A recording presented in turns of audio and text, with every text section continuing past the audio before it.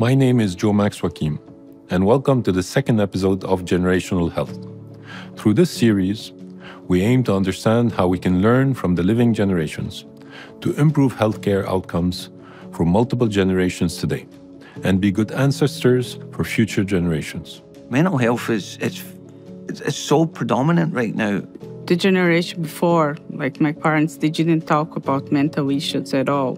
Climate change, I think everyone is probably worried about a lot of things about the world at the moment. I think you have to kind of find out what really interests you and what you want to do yourself, for yourself, by yourself. Now I think mental health is more important than physical health in a way.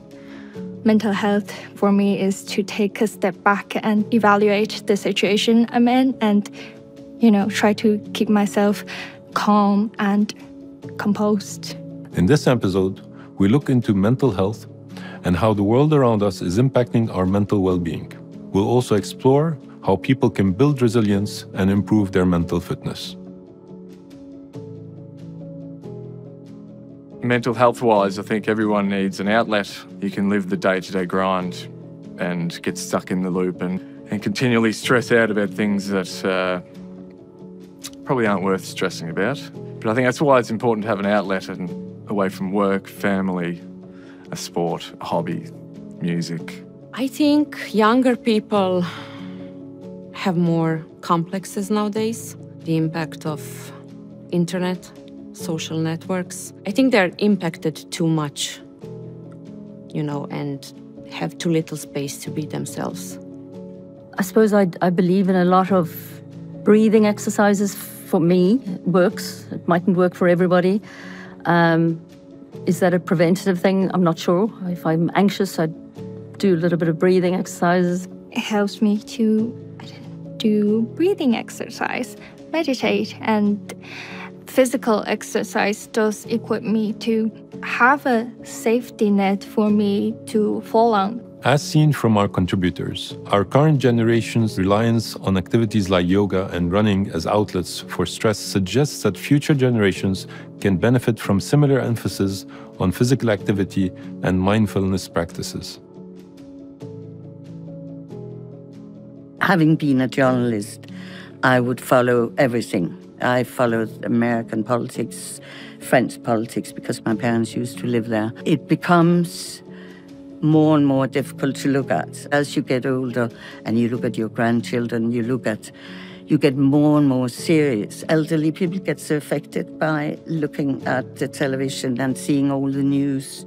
I personally think that, with social media, internet, and, news flying everywhere, around so fast and quickly, it's impacting us a lot. Get offline.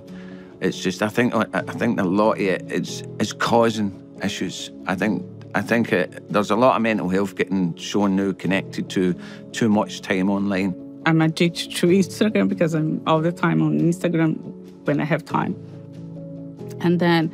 But now I have the conscious that a lot of things on Instagram, it's fake, that I don't let this to affect me.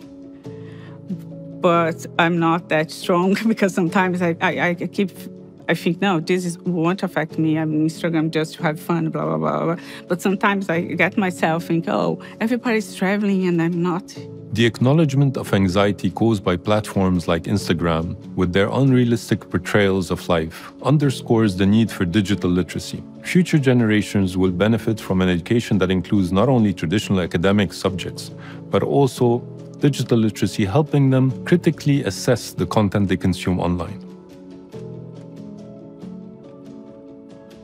The insights provided by our multi-generational contributors tell us a lot about the perception of mental health and stress. These perspectives underscore the need for proactive mental health management.